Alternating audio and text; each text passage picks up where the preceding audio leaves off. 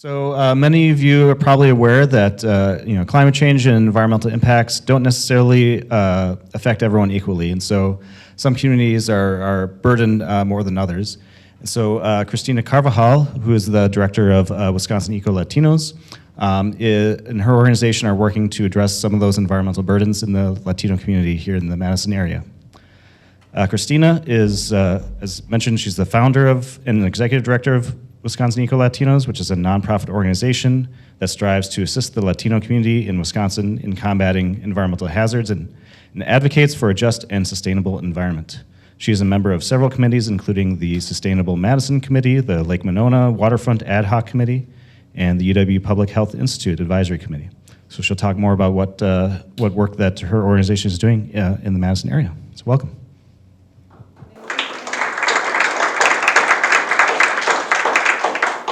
Thank you so much. Thank you for inviting us. It's an honor to be here to talk about our organization.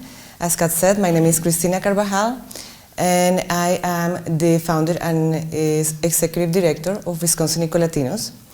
We decided about, I've been working with environmental conservation organizations throughout my life. I consider myself an environmental steward.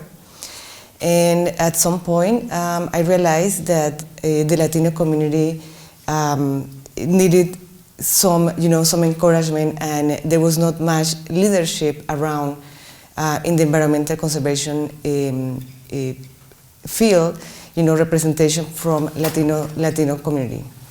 So I decided to found Wisconsin EcoLatinos about 2.5 years ago, and our mission is to engage our Latino community in participation in environmental conservation, climate change action, and adaptation too.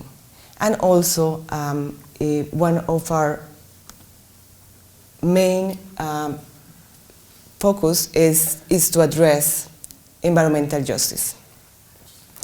Environmental justice is a really broad field, complex, and the way that we try to approach it in a way that it would be effective and in terms of helping the community, it's in these 4 areas. So we, number one, we work on environmental literacy. Why we think this is important is because people most of the time don't know. They don't have the time. The resources are limited, and it's not their priority. And it's very important for us to go with the community and talk about specific topics in the environmental field, whether it is stormwater pollution, the basic concepts of climate change, because there is a lot of confusion about it too. There is many people, it just don't, they don't really, it's surprising how if you go deep in the community, people don't really know about it. So environmental literacy is very important. Pollution and health, because pollution affects some communities more than others. And the only way for people to protect their health, protect their families, is number one, if they know about it, it's the awareness. Knowing that there is a threat, an environmental threat, that, let's say, their quality, is not as good as we think or as we want it, and we need to take some type of action about it. Our community is always very interested in knowing about water quality. And that probably has to do with the fact that Latino community is quite diverse in the sense of the origins. We have many newly immigrants. We have people that don't speak in English. We have people that have been born here, so that they're all immigrants and the American born Latinos too.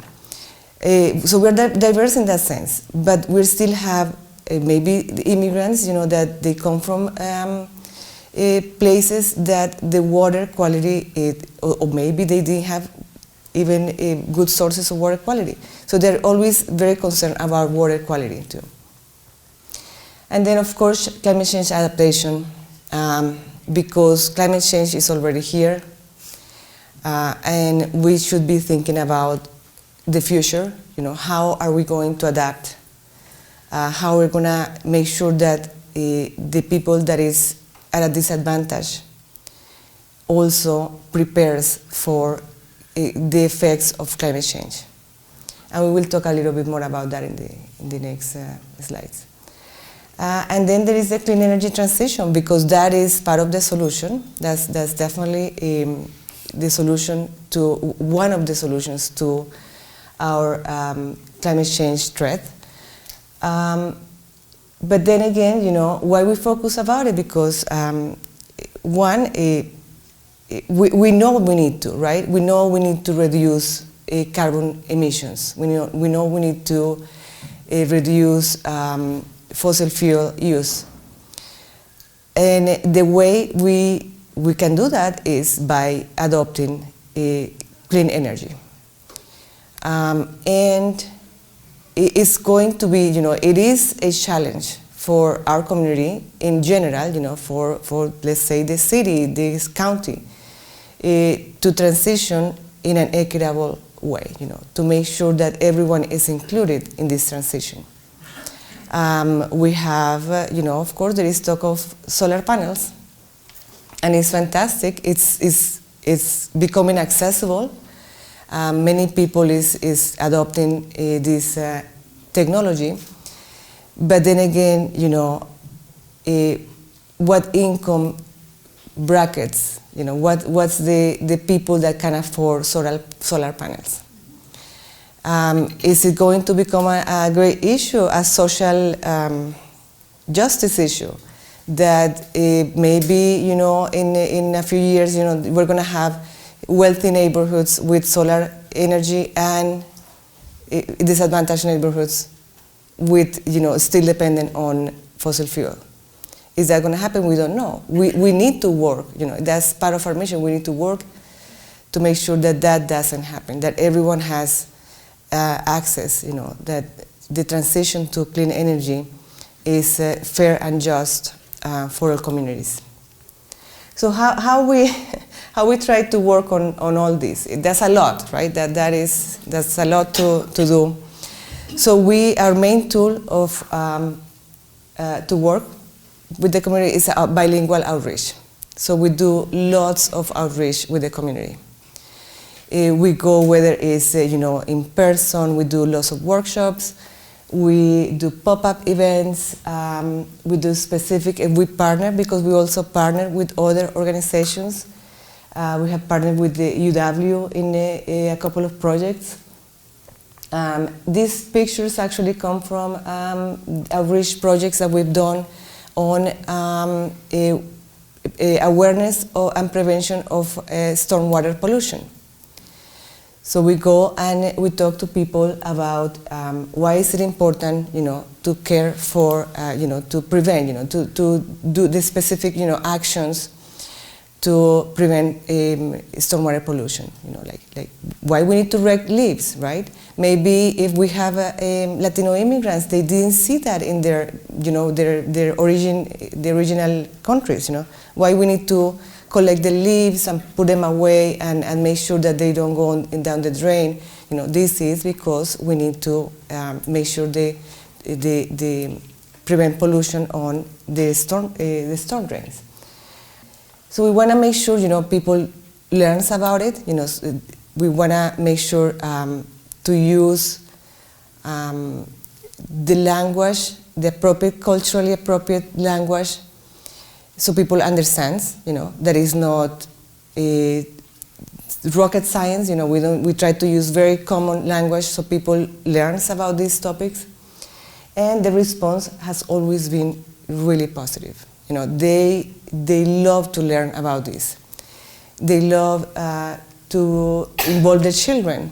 So many of our projects are usually during the weekend, because they wanna, it's a family project, We did this program at the Arboretum, and then the best day was a Sunday. And then the staff at the Arboretum was telling me, Sunday, but what? I mean, for them it was really surprising that they wanted to come on a Sunday.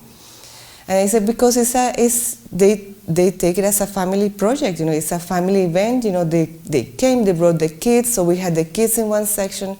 They did their own project, and we worked with the adults. So that's how we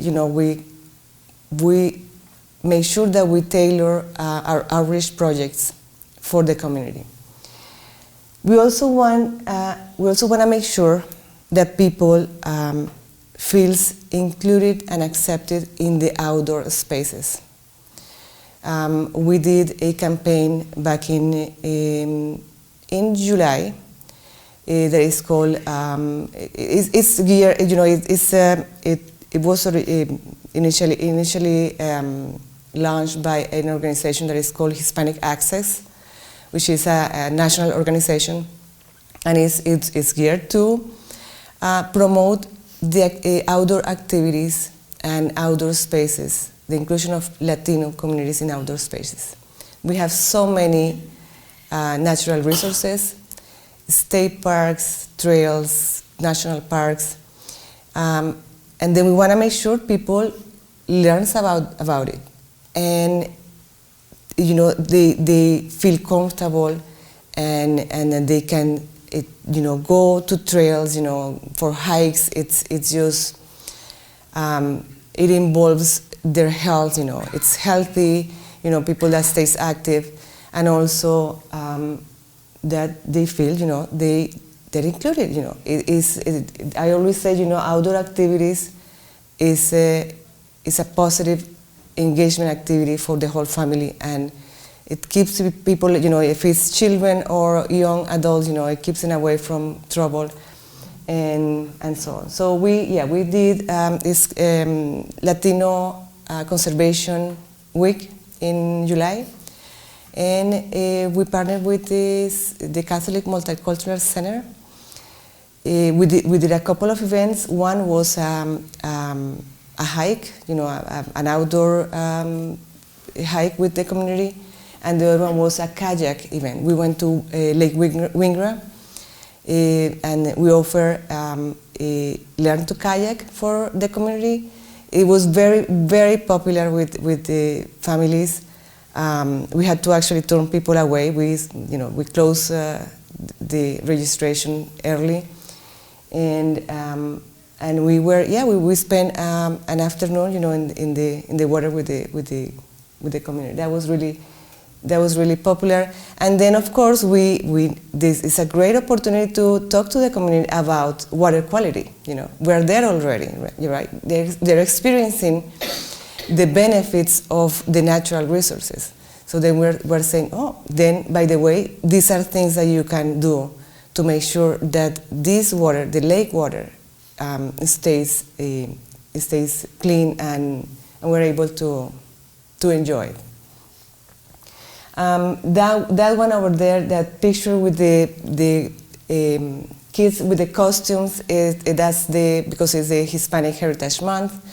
So they did a celebration in Beloit. Well, I forgot to mention that our work areas, we work with people in Dane County and Rock County. So as we went all the way to Beloit. They had this fantastic Hispanic Heritage celebration. The school kids dressed up in their costumes, and they did dance presentations, and we were there, promoting our message, in conservation. We also we're really proud of this project. We were able to organize our first environmental conservation fair this year, back in April, around Earth Day, for Earth Day celebration. And we brought several environmental organizations, state and city organizations, with their own displays. Many of them have specific goals, of what they want to teach the community, what message they want to bring the community in terms of conservation. We brought, MG brought electric cars, and Renew Wisconsin brought a solar panel for, to explain people, how this works, and we did a cleanup, a park cleanup, and all that, and it's another way to make sure, that we're reaching out to the community with this opportunity. We also brought the trash lab. I don't know if you're familiar with the trash lab. It's this science art display that the Dane County the waste organization, the waste landfill created, and they so it's a truck basically, but they put they decorated the truck with all the things they had recovered from the landfill that are in perfect shape, right? Many toys, many of those are toys and things. So they put everything, they decorated the inside of this truck with all these items as a way to, as a tool to teach people, about waste management. Because I was just going to say, we're planning to bring the trash lab here, hopefully in the spring. Excellent. Sujata. It's a beautiful display. It's, they took trash to make art. That's how it is. And that's really popular too. With the families and the kids. So they really like to see that. And that's another area that is important to work. The waste management. How to make sure people sending the message. To people to reuse. Don't use things as disposable. Things should not be everything. They thinking of that everything is disposable. And we need to change that mindset.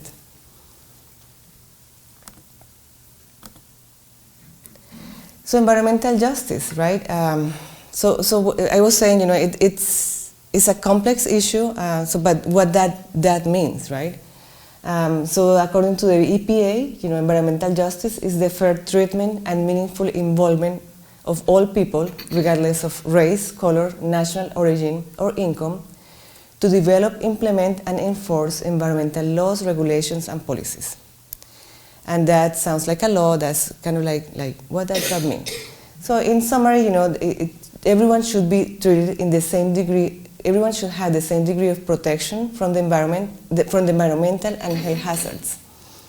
And everyone should have equal access to the decision-making process to have a healthy environment in which to live, learn, and work. So basically, we need to make sure, there is a law basically that says, that everyone should be treated, have the same access, equal access to clean environment.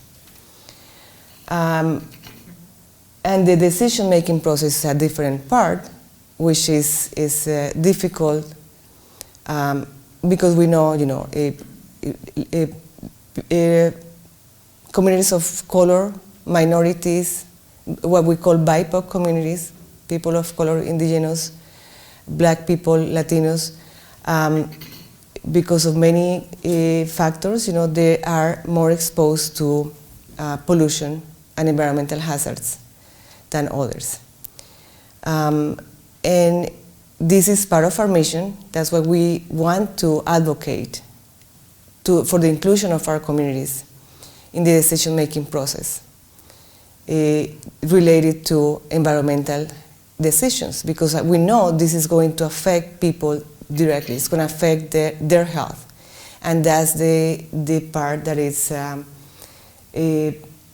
very complex, very delicate, because air pollution. Many of the environmental threats that we have, they are long-term. They're long-term threats.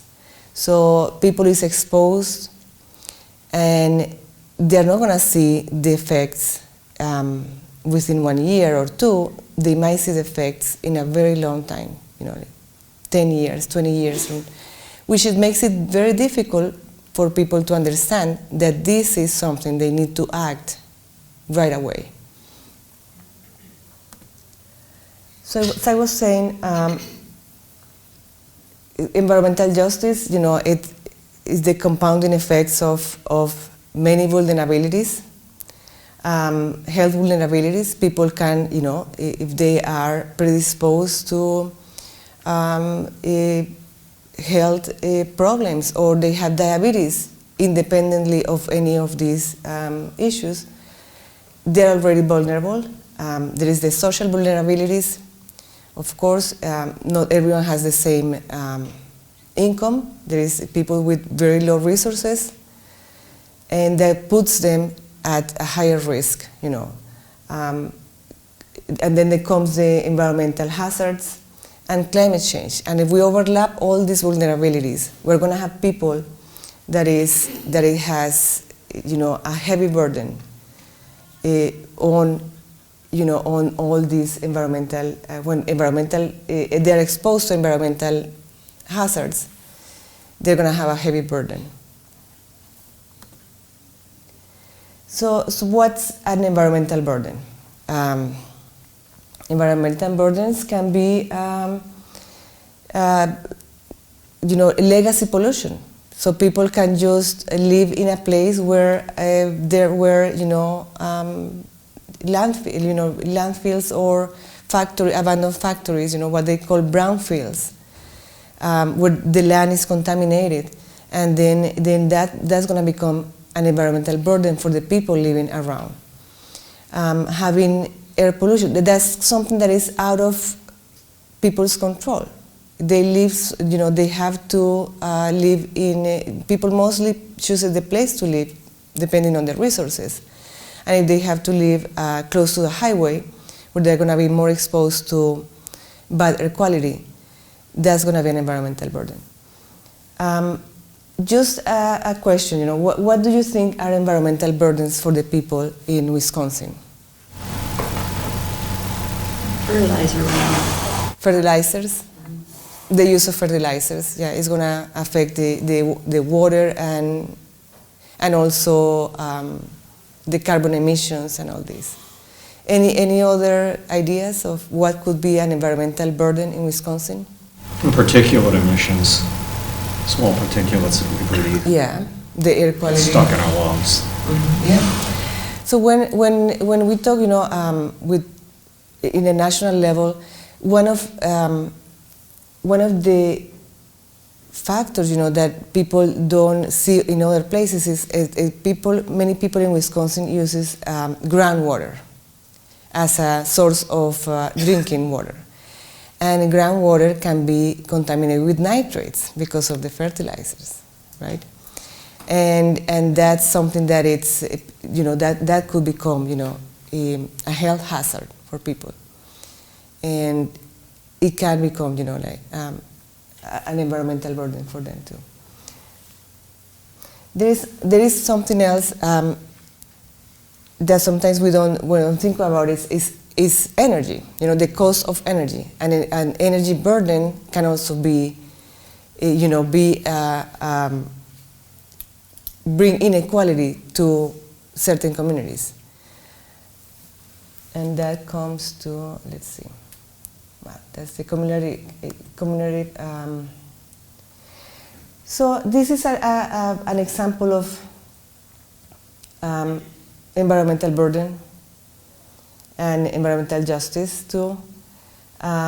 This picture comes from research. I think I don't have exact source because it was displayed from a city. The city office is working with, I think, some people from UW, and they're studying the urban heat islands. So an urban heat island basically is created when there is so much, the cities, we build so much, and there is so much concrete. There are no trees, there is no trees to dissipate the heat. So the heat, if there is a heat wave, then some areas in the city are going to have a higher temperature than others. And this is something that is, again, is is not on people's control. So if people lives in any of these red areas, they're going to experience a lot more, a higher temperature than the others, that the other people in an event of extreme heat. Yes? The majority of our homeless brothers and sisters live on the isthmus. Exactly. So they're definitely the most vulnerable population. And then if we have heat waves, because they're going to become, they have come more common, and they will be more common. So then we have to think about this very vulnerable population. The other inequality that this brings is also that the people that living in these red areas is going to have to pay more for energy. It's going to be more expensive for them to stay cool, right? They live, maybe they rent an apartment or they have a house, so to have their air conditioning on to keep their home in a healthy range is going to be more expensive. So that's already an inequality there.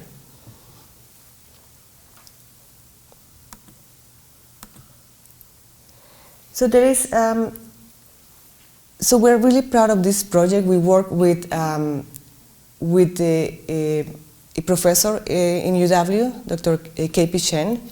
She was leading this study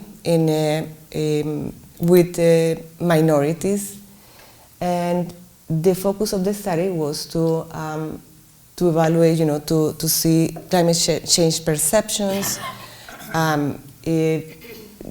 find out what people knows about climate change, how they approach the different areas, that can be a burden for people in the event of extreme weather, climate change adaptation.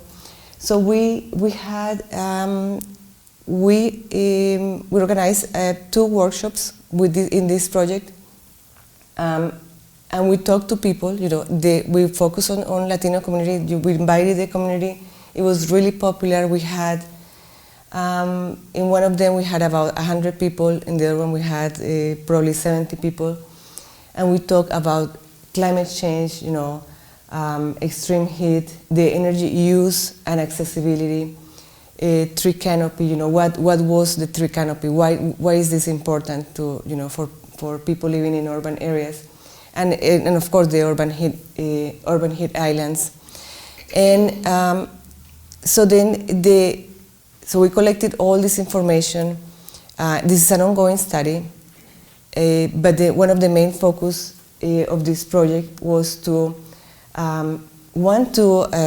give the people the opportunity to learn about these topics. They were very interested about it. Everyone wanted to learn, and also they wanted to learn ways to act.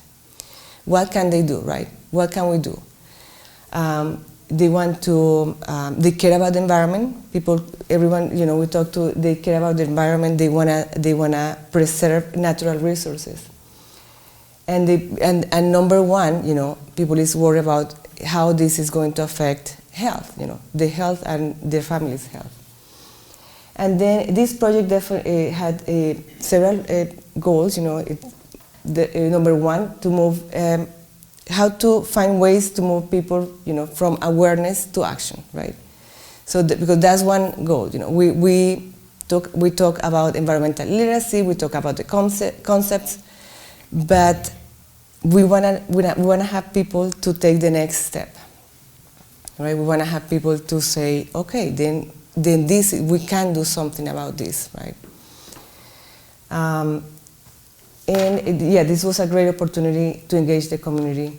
And then one of the main goals of this study is to create a way, kind of like an easy way for people to connect with government resources and empower people to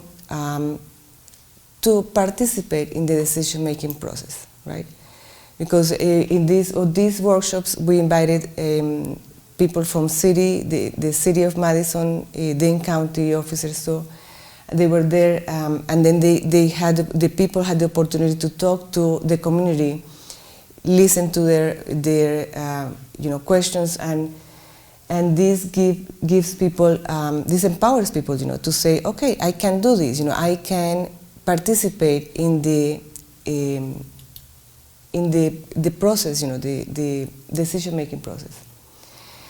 This project has moved now into a digital research project. So there is a digital platform. It's a website where people goes there and they take these surveys about these key topics, air quality, tree canopy, energy, and they can write their opinions there, and this is still an ongoing study. So one of the big issues, that that people is interested, and also that affects minorities, is the air quality, right? Air quality, there is so much we can do to control about the air quality in our surroundings. And according to the American Lung Association, people of color is at least 3 times more, about 3 times, 3.6 times more likely than white people to live in a county with poor air quality. And this can, be because of their vulnerabilities we have talked about, right? The social vulnerabilities, mainly if people live, as we were saying, close to highways or factories, they're going to be exposed to worse air quality. So we had this, we had the opportunity to work on this project with the Latino Academy for workforce development. They won a grant with the EPA for a program in air quality awareness and monitoring, and we helped them implement this program. It was very popular. We got some press coverage. It was so the program was actually structured as in 3 phases. One was the educational part, where we got this group of Latinos, and we did numerous classes. We did it was a 2-month, about 8 classes, where we taught about the basics in air quality. So what was air quality? What were the sources of air pollution? What we need to care about air pollution. Then people didn't know about fine particles, for example. So all these concepts, ozone. So what is ozone? Why are there ozone air quality alerts? Then the next step, like what to do. So we explain, how they can keep track of the air quality alerts, whether it's with the cell phone. The cell phone has now air quality alerts. The EPA has an excellent website that is called Air Now, that tracks, air quality too, and people can see, oh, this is not good for the air quality is not good. This is not the time to go for go and run, maybe, take precautions. And also protect the most vulnerable people when the air quality is bad. And then, we explain, who's the most vulnerable people in the event of an air quality alert, like children, elderly, the pregnant women, and we also talked about how air quality affects people's health in the long term, and how it affects children, because air quality has been proven, bad air quality has been proven to affect children's health and cognitive abilities, which is, it's the worst, outcome, for people that is already in a disadvantaged situation. And it perpetuates the cycle of inequalities. So yeah, we had,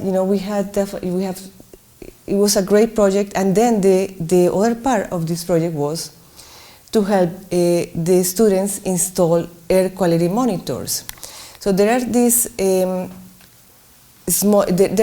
these air quality monitors that are called purple air monitors. They are not a regulation type monitor. So they are more of kind of like citizen science monitor.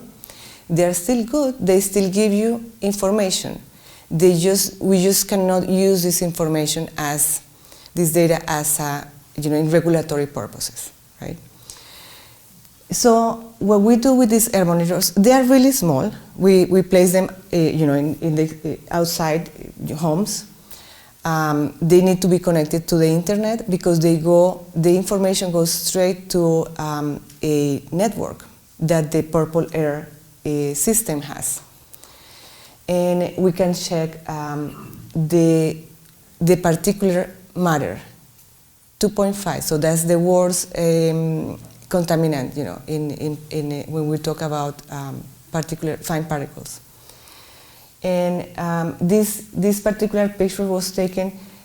So one of the coincidences was when we were doing this program, we were having the really bad air quality because of the fires from Canada. If you remember back in the summer, we were having, Canada had these wildfires, and this brought this really bad air quality, high particle matter contamination to all this area.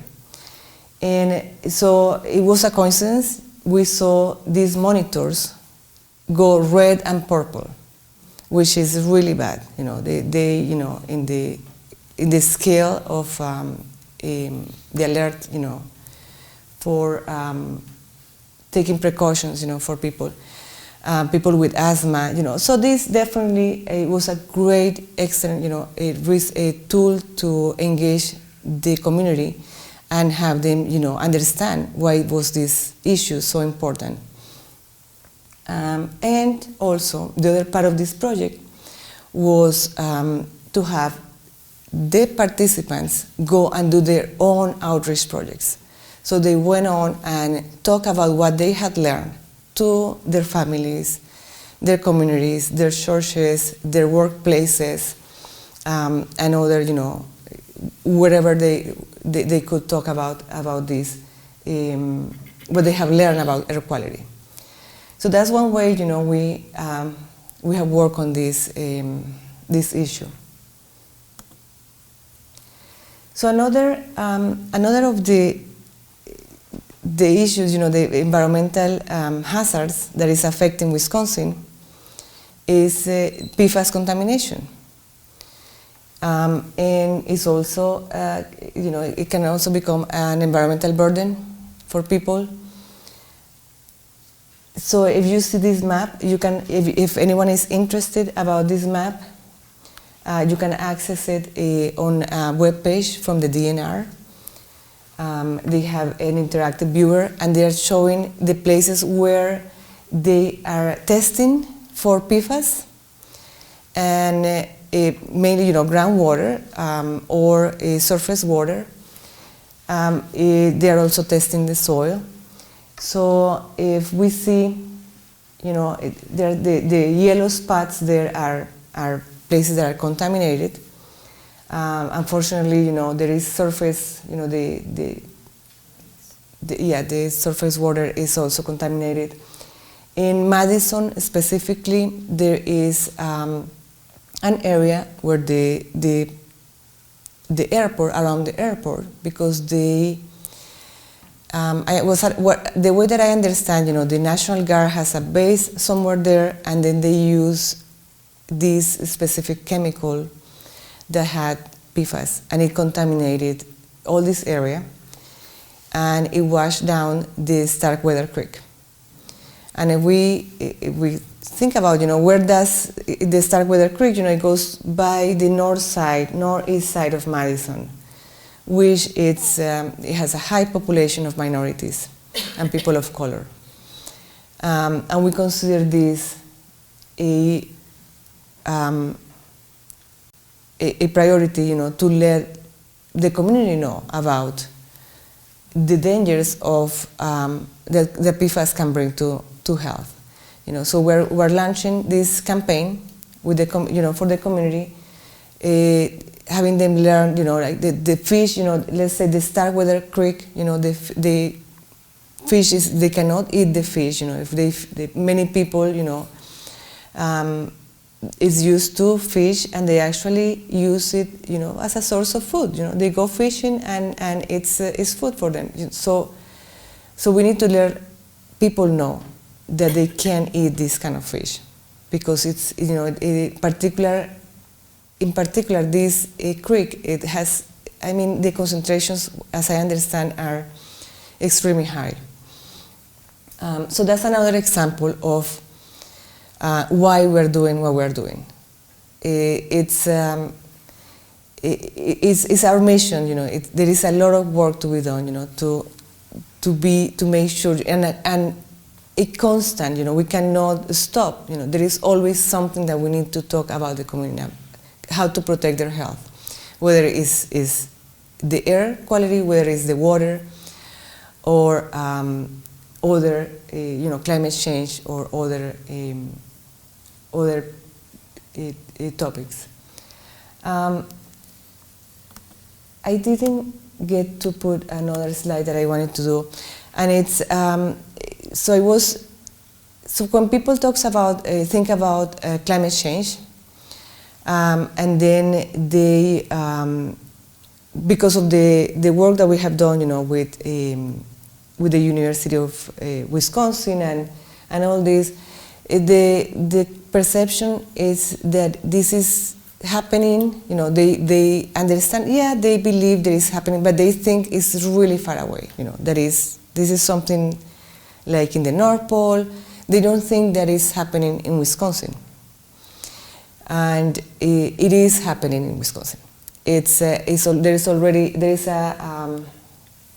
a nice picture where it shows the Nelson Institute from UW did this research where it shows that the temperature in Wisconsin has already raised from 2 to 3 degrees in the north. Has already raised. So we have the average temperature has already risen.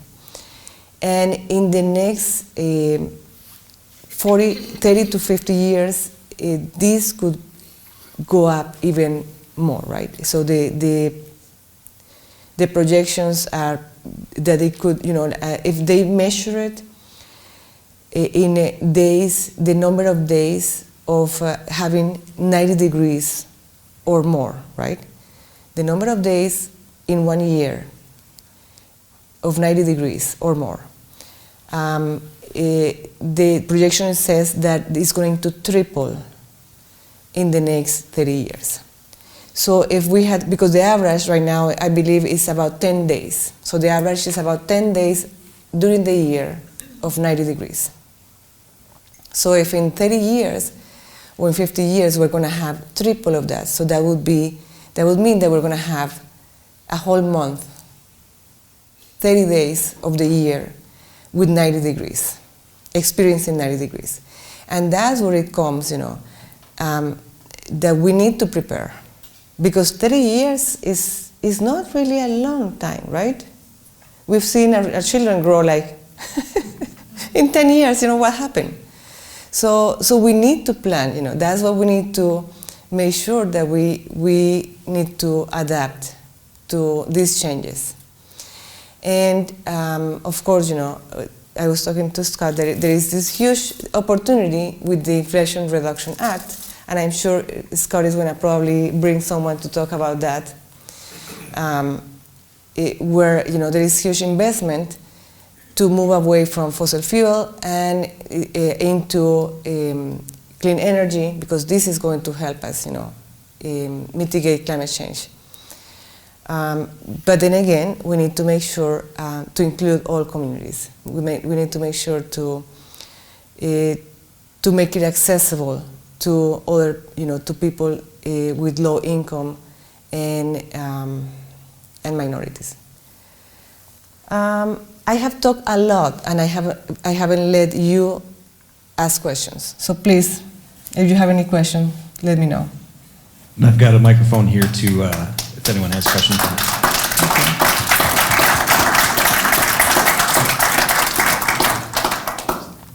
Yes, okay.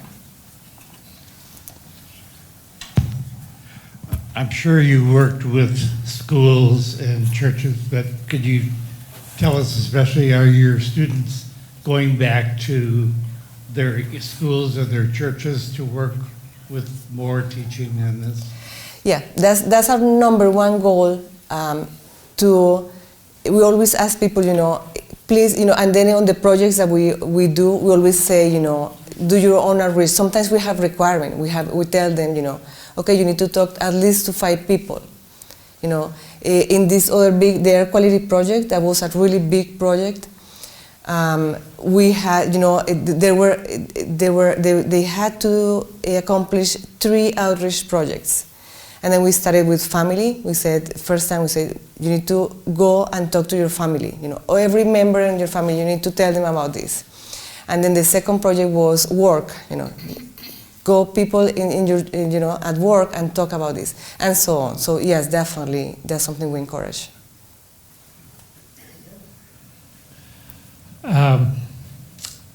Talking about the PFAS, downtown Madison, I often walk or am on my bike on the bike path around the lake, and right in front of Monona Terrace, particularly, but also in other spots, but you will find a lot of people fishing. And there are 1 or maybe 2 signs that are like warnings that you should only have 1 fish a month or something to that effect, because of the concern that these fish are carrying these PFAS with them. It doesn't seem to be very effective in the signage, and therefore that must be an area that needs more attention, as I observe, going along this path. Maybe there's a comment you have. Yeah. Yeah. In Monona Lake, unfortunately, it is one of the water bodies that is contaminated, because the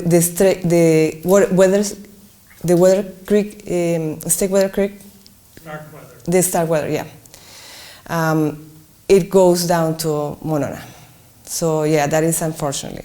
And Monona Lake has been found to have more. I think Mendota is not, but I'm not sure. But it's definitely not as affected as Monona. Well, I'll ask a question. You mentioned the Inflation Reduction Act, and earlier in toward the beginning of your talk, you talked about the difficulties or the unequal opportunities, for example, for people to acquire solar panels and clean energy. Are you aware in the Inflation Reduction Act, are there any provisions or incentives that are specifically targeted to disadvantaged or economically reduced groups? Yeah. So there is currently, there is the state is applying for a grant as part of the Inflation Reduction Act that is called Solar for All. And Solar for All is going to be focused on disadvantaged communities. But that is in the works. So it's not something that is, they're just applying, and hopefully, we will have access to that program. And also I'm thinking, Solar for All, Well, it'll There's come the back to me. EPA program that we were talking about too. There's the acronym is TCTAC. They call it TIC-TAC, but I know the first two words are thriving communities, but I can't remember. But there are certain regional organizations for environmental justice that the EPA is funding, and there's one based out of University of Minnesota, and one based in Chicago with a group called Blacks in Green, and they're partnering with different nonprofits in the Midwest region to help bring some of those resources to these different communities. Yeah, and then there is also the Justice 40. Justice 40, it's a federal law. I think it's a law, yeah. It's more the principle that, A theory. it's I sort think of they are that- that required. the- They're yeah, required, the yeah. administration says, of these programs, 40% of the benefits need to go to disadvantaged communities. Yeah. So that's something that the Biden administration is implementing. Exactly. So if they get federal resources, federal money, it says that 40% has to, the project, 40% has to be invested in disadvantaged communities, which that definitely could address some of the inequalities. Yeah, I'm very impressed with the work you do locally in the community. Do you have an arm of EcoLatinos that also works at the policy level in state government or in city government?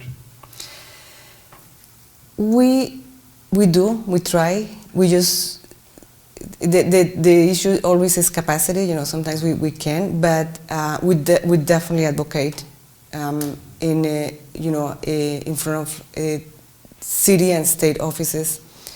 Any time that there is an opportunity, we're called and we support laws that are in favor of, all these issues. Yeah. I think. I know that there are huge differences in the way people look at climate change and their attitudes about what can be done to change it. And so different states have taken different approaches. Do you have any notion of how well Wisconsin is doing overall in trying to combat these issues that are going to affect all of us? Or is there a way to know that? I imagine that it would be, I don't know if we have statistics. I don't know if Scott has seen statistics. In my perception, I think Dane County is doing a really good job of, mobilizing the community, mobilizing organizations, to take advantage of all these new investment with the Inflation Reduction Act. And there is a huge project on arborization, to increase the tree canopy in Madison.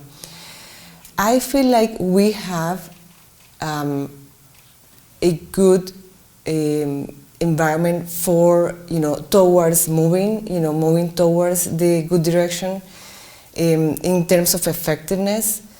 I imagine if I wanted to compare, let's say, a statistic. Wisconsin used to have, the energy in Wisconsin used to be generated by coal, almost like 80%. I think it's 80%, but in like 30 years ago. Right now is 40%.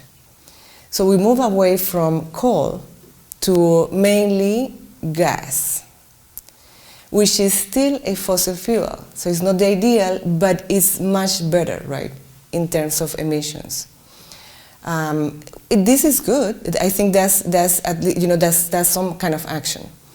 And solar has increased, but then there is definitely is not enough. We need a lot more solar and a lot more wind. So in general, a lot more renewable energy to actually, be, show up on the statistics.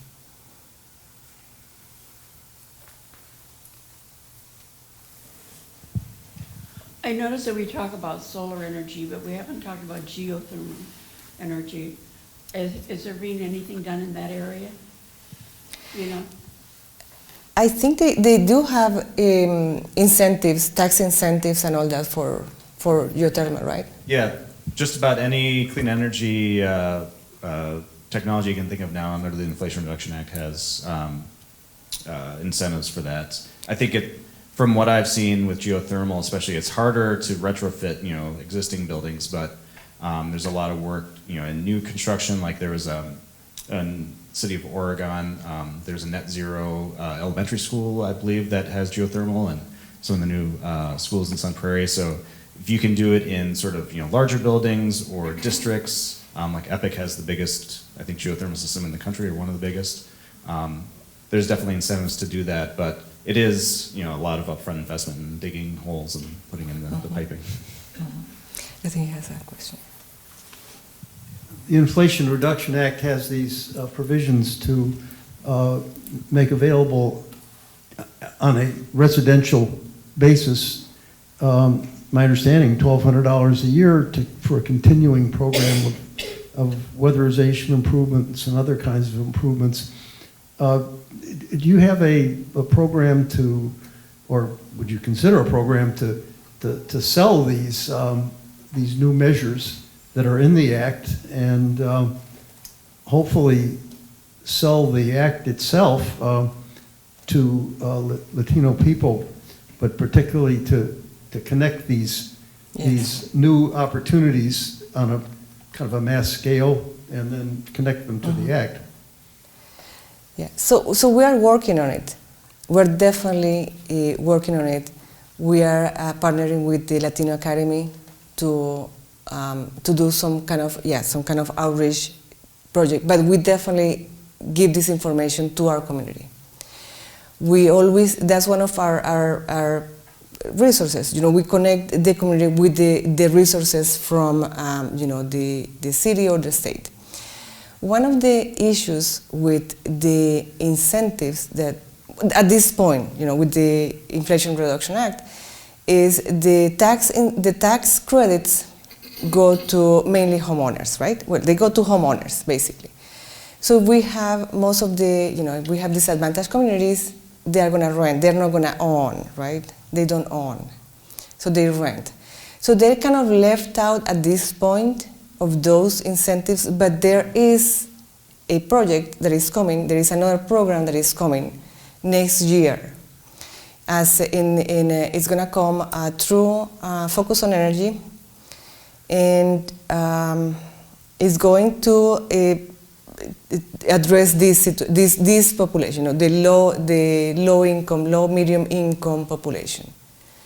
And we're waiting.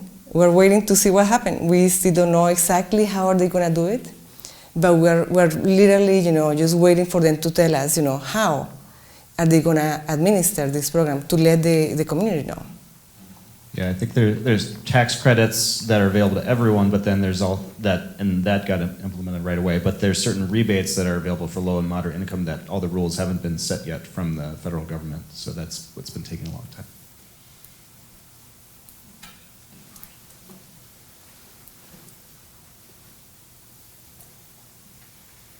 I guess one question: have you talked much about cooling centers in different communities in terms of adaptation strategy for the heat island effect?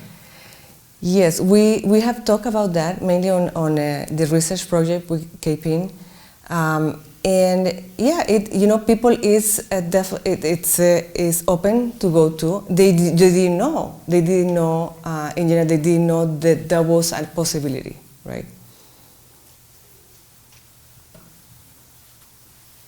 I would just like to add that Bethel was the only downtown church to be open when we had the heat as a cooling center, so I'm just very proud of Bethel. Yes.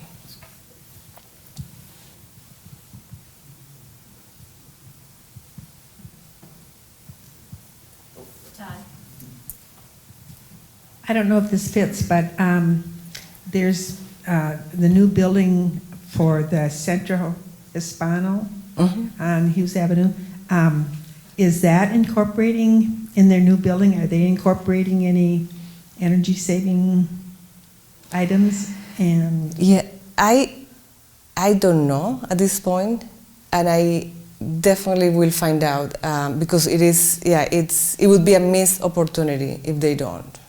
Yeah, it would be a missed opportunity. Now, yeah, nowadays, you know, any new construction should include renewable energy. Yeah, I mean, I think Madison is really missing the boat because it should be an ordinance that all these new buildings have hot water heat with solar. I mean, it's a no-brainer, and yet building after building goes up. And I mean, I think all of us need to call our alderman and say, you know, why aren't these new buildings having hot water heat by solar? Yeah. And I also, I was seeing this, the new construction, the new houses are choosing for black rooftop. I mean, black, when there is, you know, the talk of, you know, let's say California, you know, they're asking people, they're actually giving incentives for people to paint their roof white because, you know, we know, right? And then now I'm seeing that the trend is to have black roofs with the black windows. I don't know, I guess it's just the looks, but I thought that was just awful. That's, I think, that should be addressed as an ordinance, for sure. Mm-hmm. All right. Well, thank you so much, Cristina, for your talk today and sharing your insights. Thank you.